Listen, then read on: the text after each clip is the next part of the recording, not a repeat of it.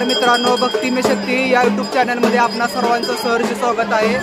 आज नवरात्रीची 8वी माळा आहे। तर 8व्या माळेला संबंध जोगती बांधव श्री यल्लम्मा देवीची कशी आरती करतात ते तुम्हाला मी दाखवणार आहे।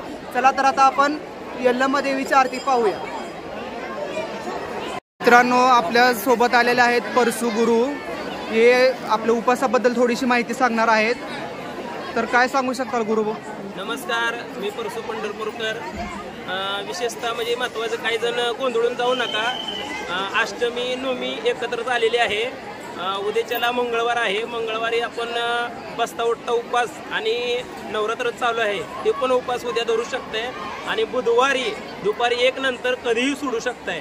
नैवेद्य दाखवायचा आणि घट उठून उपवास सोडायचा आहे। त्याबद्दल कोणी गोंधळून जाऊ नका। फक्त लोकांना काही झाले, माळा जास्त आल्यामुळं काही लोकांना कळलं नाही।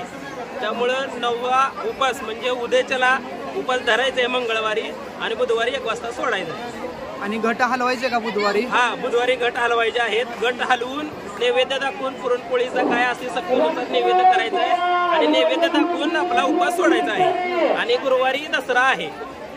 मित्रांनो बघा, अतिशय छान माहिती यांनी सांगितलेली आहे। नक्की तुम्हाला उपयोगी पडेल असे। चला तर आता व्हिडिओ आवडल्यास लाईक करा, चॅनलला सबस्क्राईब करा, भक्ती में शक्ती या यूट्यूब चॅनलला सपोर्ट करा। चला आता आपण यल्लम्माची आरती पाहूया।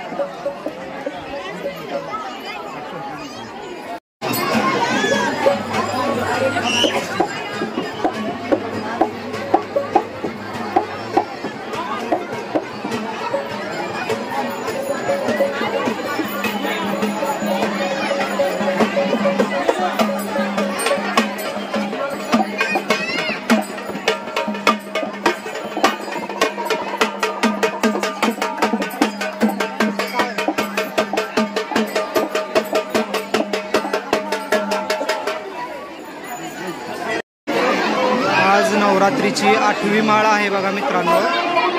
आई यल्लम्माची आरती पाहणार आहोत।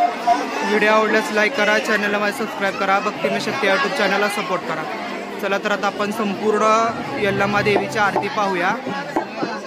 आणि आरतीला सर्व जोगती मंडळी इथं आलेले आहेत।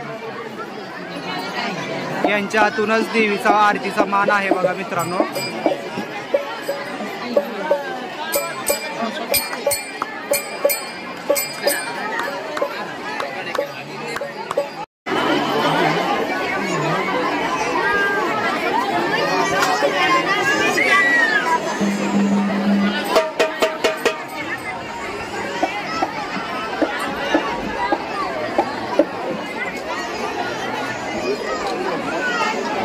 मंदिराच्या चारी बाजूनं भक्तगण आहेत बघा मित्रांनो।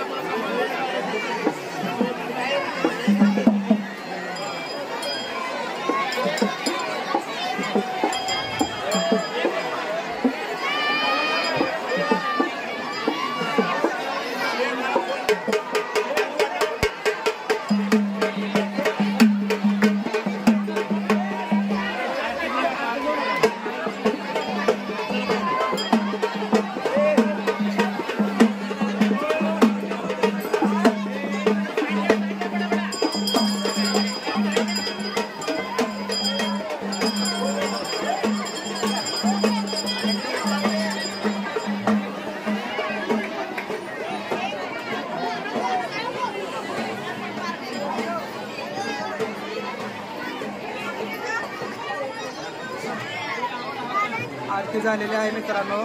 धन्यवाद. व्हिडिओ आवडल्यास लाईक करा, चॅनलला माझ्या सबस्क्राईब करा. भक्ती मी शक्ती यूट्यूब चॅनलला सपोर्ट करा.